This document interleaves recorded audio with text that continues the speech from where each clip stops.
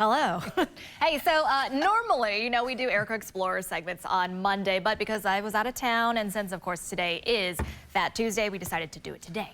There you go. It's Mardi Gras, and before we get to Erica's segment, a little backstory. Of course, Mardi Gras is actually French for Fat Tuesday. It's typically the last day to revel in food and drink before Ash Wednesday. Yeah. Marks the beginning of Lent, time of penance and reflection for Christians. And these days, Fat Tuesday in the U.S. most closely associated with the festivities in New Orleans with its parades, king cakes, and I'm fascinated beads, by this football and keeping and it the lit. throws like this, which brings us to Erica Explorers. So I was in New Orleans over the weekend. You think? Roll the video. Purple hair it was.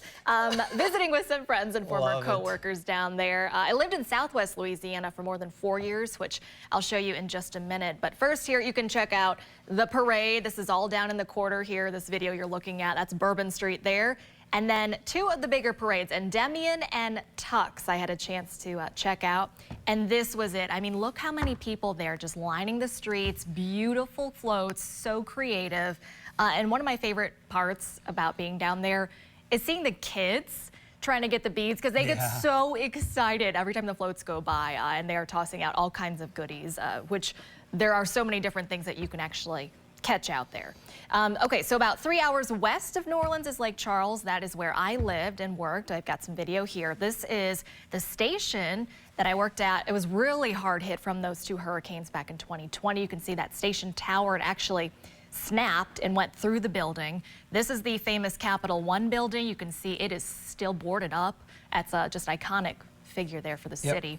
Lots of rebuilding has happened since then, which is good news. I'm glad to see it sort of coming back. And then, of course, Southwest Louisiana, known for its Cajun food. You saw the crawfish there. You got boudin balls, boudin, all of it very yummy. You were munching for days. I was keeping track of what was going on. Just all the eating and grubbing. Yeah, and there's the king cake before. Yeah, and now we've got the after. But hey, at least you brought one from there, which is very admirable. So you saw the before and it was all pretty, and then I shoved it into my suitcase, and this is the after. But it's gonna taste the same. Yeah, it's all the same. Have you ever been down there? I was just gonna say, I've been to most major cities in this country, but I have never set foot in Louisiana.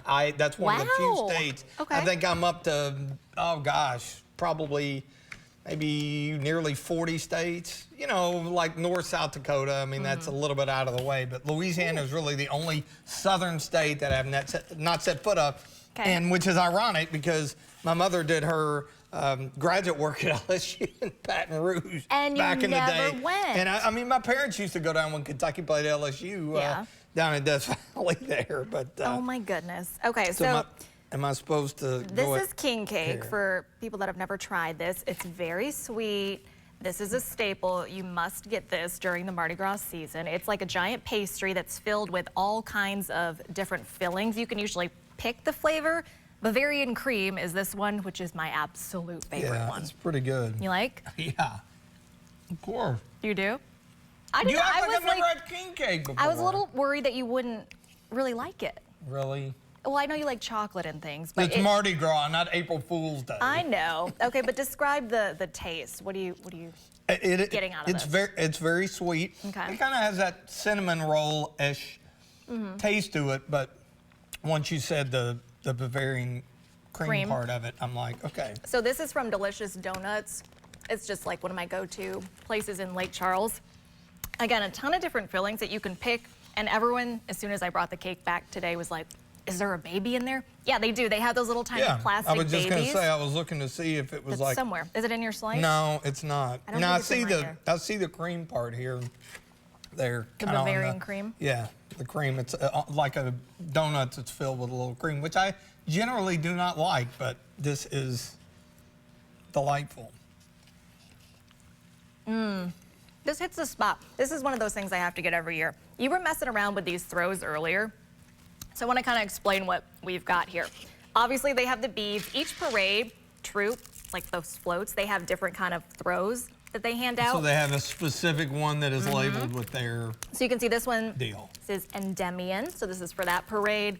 They had Tux parade was there as well. Another Endymion fun thing. These things light up, which is like all the rage for kids that were like that's why I've been bouncing MTGs this. down there. Yeah, kids like me. But these are Instant awesome. holder. They're collectible items. People like get really into trying to get the beads because a lot of them are collectible items that you want to get. So each year there's like a select few that you want to try to get your hands while on. you talk and explain it away. Like if I don't show up at 5, it's probably because I'm doubled over In a someplace. food coma? Yeah.